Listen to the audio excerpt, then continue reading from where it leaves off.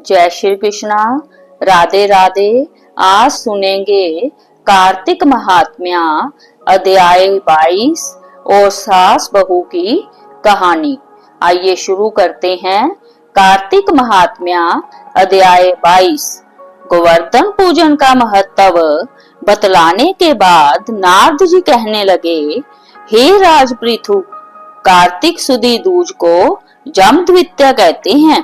इस दिन जमुना स्नान करके जमराज का पूजन किया जाता है। दीपावली के बाद की इस द्वितीया को बैया दूज भी कहते हैं। इस दिन बाई अपने घर भोजन ना करे। यदि अपनी बहन ना हो तो गुरु की कन्या भी बहन के समान होती है, अतः उसे ही बहन माने। इस दिन बहन अपने भाई की आयु बढ़ाने की कामना से भगवान का विधि पूर्वक पूजन करके बाई को बुलाकर उसके तिलक लगाते हुए कहे, सूर्य, चंद्रमा, पृथ्वी, समुद्र, वेद, पुराण, तप, सत्य, ब्रह्मा, विष्णु, महेश, देवता, मुनि तथा धर्म मेरे भाई की रक्षा करे, और जब तक पृथ्वी तथा सूर्य आदि स्थित है तब तक मेरे भाई की संतति चले। फिर बहन भाई को तिलक करके भोजन करावे। भाई भी अपनी श्रद्धा तथा सामर्थ्य अनुसार बहन को दक्षिणा दे। इतनी कथा सुनने के बाद राजा पृथु ने कहा, हे देव ऋषि, सब क्षेत्रों में उत्तम कौन सा क्षेत्र है?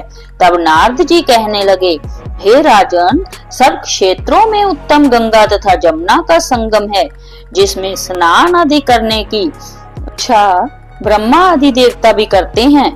गंगा के स्मरण मात्र से अनेक पाप नष्ट हो जाते हैं। जो कोई गंगा में स्नान करता है उसके समस्त पाप क्षय हो जाते हैं और उसकी कई पीढ़ियों को परम पद की प्राप्ति होती है। गंगा में स्नान की अभिलाषा करने मात्र से मनुष्य अनेक जन्मों के पापों से मुक्त हो जाता है, क्योंकि गंगा में सभी तीर्थ स्थित हैं। काशी क्षेत्र सब क्षेत्रों में उत्तम है। जो काशी वास करते हैं वे जीवन मुक्त हो जाते हैं। जो व्यक्ति काशी क्षेत्र का स्मरण करते हुए शरीर त्यागता है वह भी मोक्ष प्राप्त करता है। इति 22वां अध्याय समाप्तम।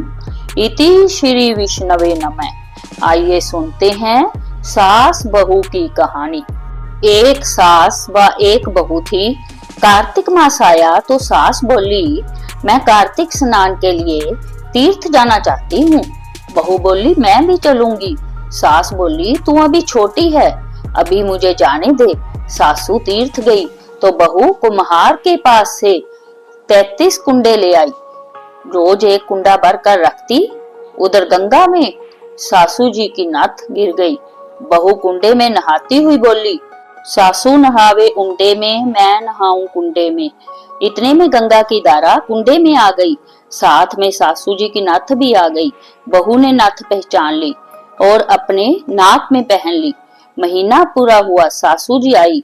बहू सामने आई तो सास नथ देख बोली, तू यह कहाँ से लाई? तो बहू बोली, यह तो मेरे कुंडे में गंगा की धारा के साथ आ गई। अब सास बोली, मुझे ब्राह्मण भोज कराना है। बहू बोली, सासू जी 2 ब्राह्मण मेरे भी जिमा दो, मैंने भी कार्तिक स्नान किया है। तूने कहा कार्तिक स्नान किया है, तो बहू बोली, ऊपर चलो मैं आपको बताती हूँ। ऊपर गए तो देखा सारे कुंडे सोने के हो गए। बहू बोली, मैं रोज कुंडा भरकर रखती और सुबह जल्दी उठकर नहाती और उल्टा करके रख देती। तब सासू जी बोली, बहू तू बहुत भाग्यवान है जो साक्षात गंगा जी तेरे पास आई। तूने श्रद्धा और विश्वास से कार्तिक स्नान किया तो भगवान ने तुझे फल दिया। दोनों सास बहू ने धूमधाम से ब्राह्मण जिमाकर दक्षिणा देकर विदा किया। भगवान जैसा सास बहू को दिया वैसा सबको देना। जय श्री हरि विष्णु।